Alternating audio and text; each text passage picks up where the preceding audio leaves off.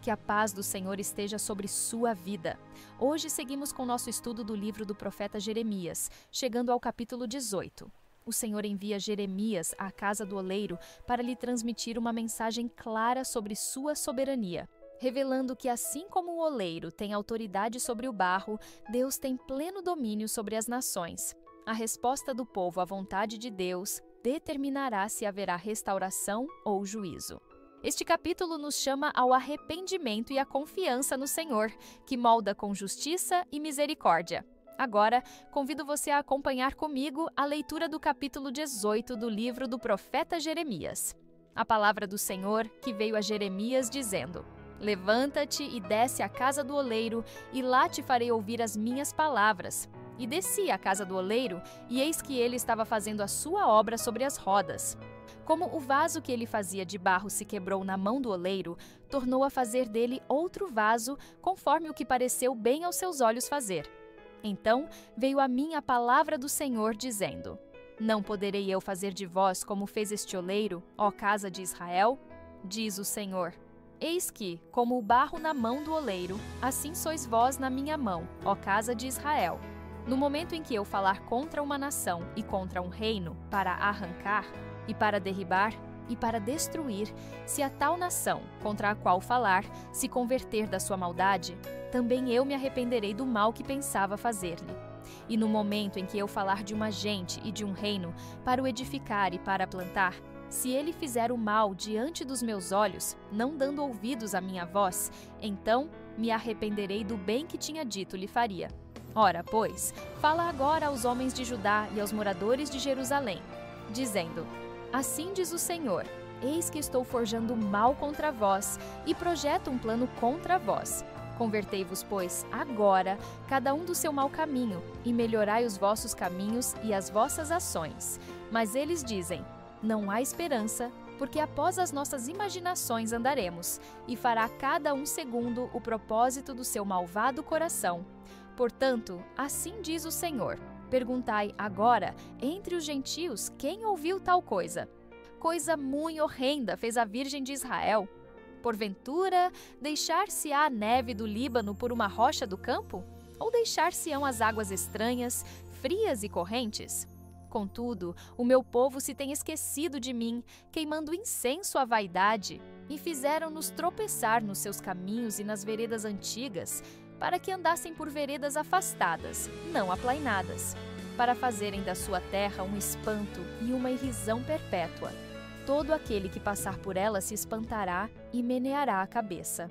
Com vento oriental os espalharei diante da face do inimigo, mostrar-lhes-ei as costas e não o rosto no dia da sua perdição. Então disseram: Vinde e maquinemos projetos contra Jeremias, porquanto não perecerá a lei do sacerdote, nem o conselho do sábio, nem a palavra do profeta. Vinde e firamo-lo com a língua, e não escutemos nenhuma das suas palavras. Olha para mim, Senhor, e ouve a voz dos que contendem comigo. Porventura, pagar-se-á mal por bem? Pois cavaram uma cova para a minha alma. Lembra-te de que eu compareci na tua presença para falar por seu bem, para desviar deles a tua indignação.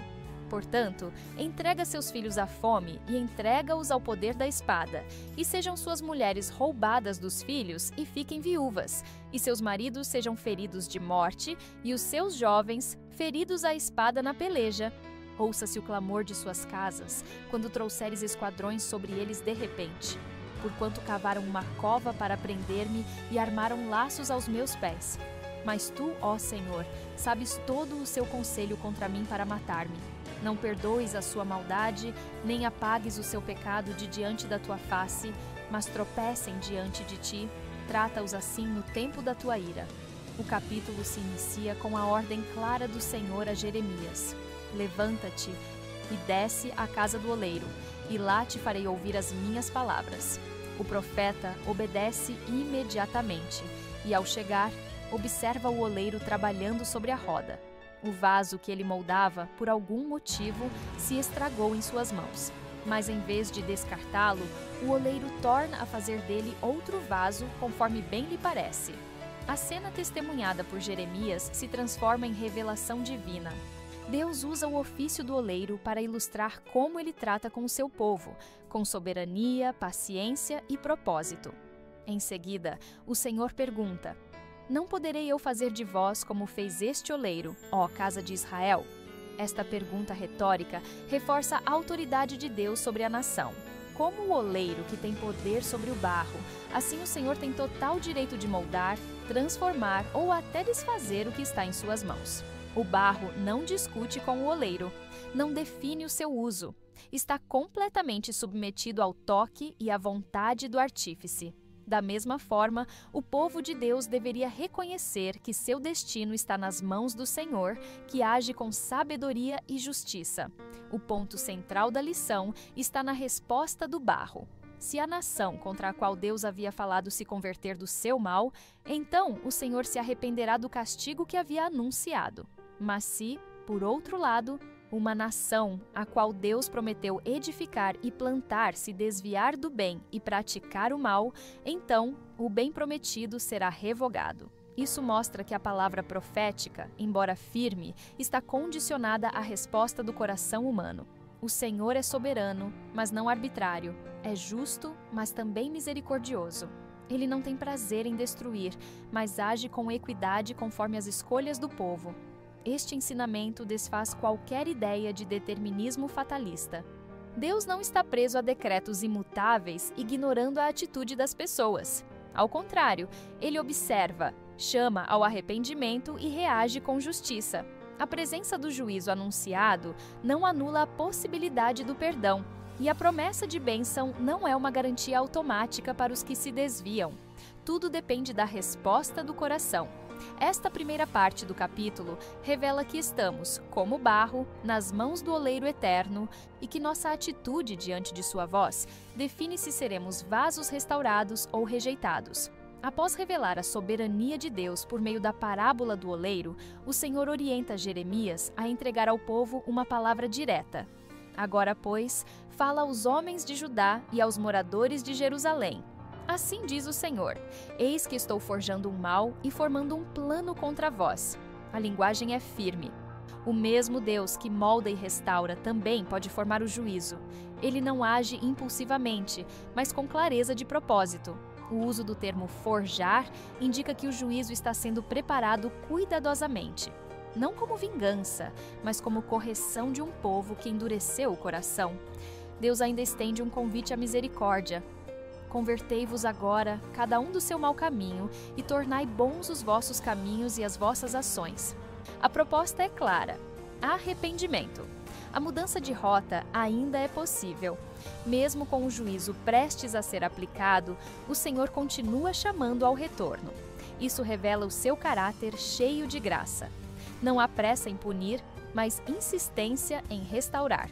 Ele deseja quebrar o vaso não para destruí-lo, mas para fazê-lo de novo, melhor, íntegro, útil. A resposta do povo, no entanto, é chocante. É inútil, porque andaremos segundo os nossos projetos, e cada um fará segundo a dureza do seu coração maligno. Essa declaração expõe a obstinação que domina Judá. O convite ao arrependimento é rejeitado com desprezo. A decisão não é por ignorância, mas por escolha consciente. Eles não apenas recusam o caminho de Deus, mas afirmam que seguirão o próprio caminho, mesmo sabendo que estão errados. Esse é o ponto mais perigoso da rebelião espiritual, quando o coração se fecha totalmente para a voz de Deus. O Senhor, então, anuncia o resultado dessa dureza. Portanto, assim diz o Senhor: Perguntai agora entre as nações: quem jamais ouviu coisa semelhante? A incredulidade de Judá se torna tão extrema que até os povos pagãos se espantariam com tal rejeição. A referência à Virgem de Israel aponta para o absurdo da situação. Uma nação que recebeu tanto cuidado e atenção do Senhor, agora trata com desprezo aquele que a formou. A imagem sugere pureza e privilégio abandonados por escolha deliberada de corrupção e infidelidade. Essa parte do capítulo nos ensina que o juízo não vem sem motivo. Ele é a resposta direta à recusa do povo em aceitar o chamado divino. Deus age com justiça, mas sempre precede seu agir com um convite ao arrependimento. O que ele busca é um povo moldável, sensível ao seu toque, disposto a abandonar os próprios caminhos para andar nos caminhos da vida. Dando sequência à mensagem de juízo, o Senhor descreve a consequência da obstinação de Judá. A minha herança me foi como leão na floresta, deu contra mim a sua voz, por isso a aborreci. Aqui, o povo é comparado a um leão selvagem que, ao invés de reconhecer seu senhor, se levanta contra ele com hostilidade. A figura é impactante. Deus, que deveria ser temido e adorado, é tratado como inimigo por aqueles que foram escolhidos para ser sua herança. O resultado não poderia ser outro senão o afastamento. Por isso a aborreci. Não se trata de uma rejeição arbitrária, mas do lamento de um Deus que é rejeitado por seu próprio povo. O texto continua dizendo que Deus entregará a terra à desolação. Farei vir sobre eles a calamidade. As bênçãos prometidas, que dependiam da obediência, são agora substituídas por destruição e espanto. A terra, que antes manava leite e mel, será assolada, e os inimigos virão de todas as direções para tomá-la. O povo, que outrora era guardado por Deus, será deixado vulnerável. E a razão disso está explicitada. Porque esqueceram de mim e queimaram incenso a deuses estranhos. A idolatria é a raiz de toda essa tragédia. Ao trocar o Senhor por ídolos, o povo trocou proteção por ruína. É neste cenário que a reação contra Jeremias se intensifica. Então disseram: vinde e maquinemos planos contra Jeremias. Ao invés de ouvirem a advertência e se arrependerem, os líderes e os religiosos decidem silenciar o profeta. Eles desprezam a palavra do Senhor e confiam que os sacerdotes, os sábios e os falsos profetas manterão a estabilidade do povo, mas toda a estrutura construída sobre mentira está destinada a cair. A conspiração contra Jeremias mostra até onde pode ir um coração endurecido. Prefere eliminar a verdade a se submeter a ela. A frase "não perecerá a lei do sacerdote, nem o conselho do sábio", nem a palavra do profeta revela a ilusão de segurança institucional. Eles acreditavam que, por terem o templo e uma estrutura religiosa formal, estariam a salvo do juízo.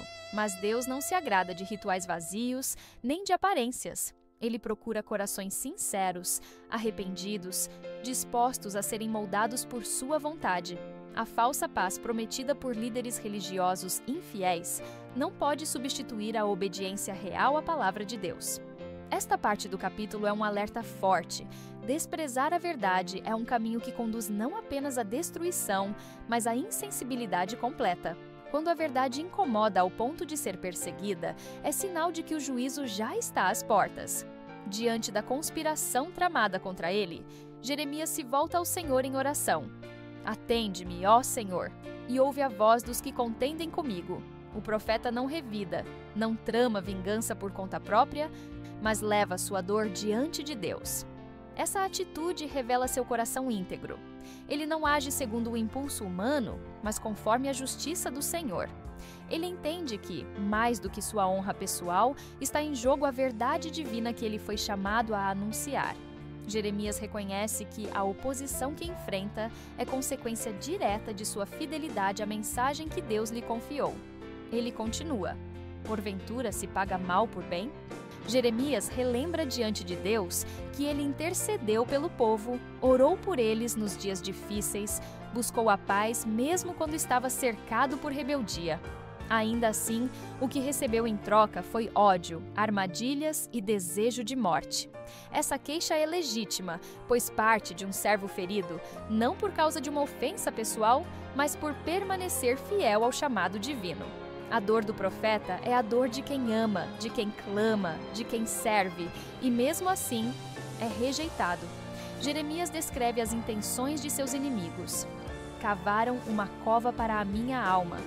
A imagem do buraco é simbólica da armadilha, da emboscada, da tentativa de sepultar a verdade junto com seu mensageiro. A fidelidade incomoda os que vivem no erro. A presença de alguém que anda na luz perturba os que preferem as trevas. Por isso, o profeta se torna alvo, não por suas falhas, mas justamente por sua retidão. Esta realidade não é nova na história de Israel, nem é incomum entre os servos de Deus ao longo dos tempos. Aqueles que carregam a palavra com sinceridade sempre enfrentarão oposição. O clamor do profeta agora toma um tom mais firme. Ele entrega os seus adversários ao juízo do Senhor. Não por desejo de vingança, mas por confiança de que Deus é justo e defenderá a causa do seu servo. Ele pede que o Senhor visite a maldade deles e não perdoe a sua iniquidade. Essa oração reflete o peso do momento e o zelo de Jeremias pela justiça divina. O profeta sabia que os planos contra ele não eram apenas contra uma pessoa, mas contra a própria voz de Deus. Por isso, ele clama por intervenção. A oração de Jeremias é sincera, intensa e cheia de dor. Não é fria ou formal, é o grito de um servo que se desgasta por amor à verdade. Ele se coloca completamente diante do Senhor, abrindo o coração, certo de que somente Deus pode julgá-lo retamente e tratar com justiça aqueles que resistem à correção. A conclusão do capítulo traz uma das orações mais intensas e emocionadas de Jeremias. Após relatar a conspiração que enfrentava, o profeta clama: entrega os seus filhos à fome e derrama-os ao poder da espada. À primeira vista, suas palavras podem parecer duras, mas precisam ser compreendidas dentro do contexto de profunda angústia e do zelo que ele tinha pelo nome do Senhor. Jeremias não deseja o mal por capricho pessoal, mas clama por justiça divina diante de uma rebelião consciente e violenta contra Deus e sua palavra. O juízo que ele pede é resposta à rejeição persistente e deliberada da verdade. A oração continua com mais detalhes sobre o castigo que Jeremias espera ver aplicado.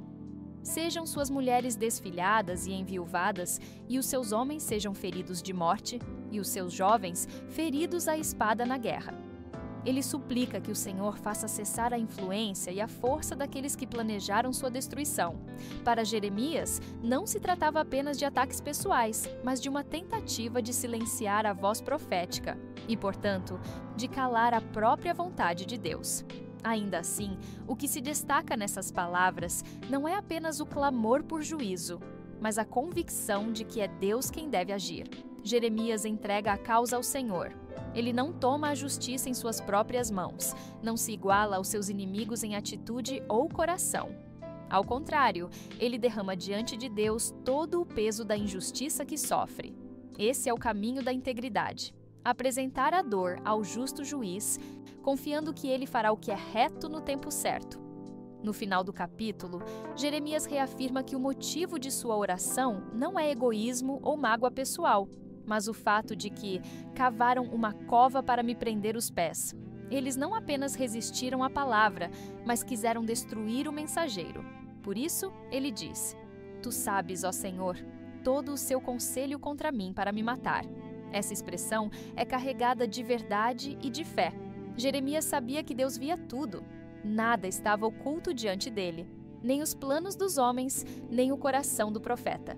Esse encerramento nos ensina que o servo de Deus, por mais pressionado que esteja, não precisa se vingar nem perder sua identidade. Pode chorar, clamar, se indignar, mas sempre diante de Deus, confiando que o Senhor conhece todas as coisas e agirá com justiça.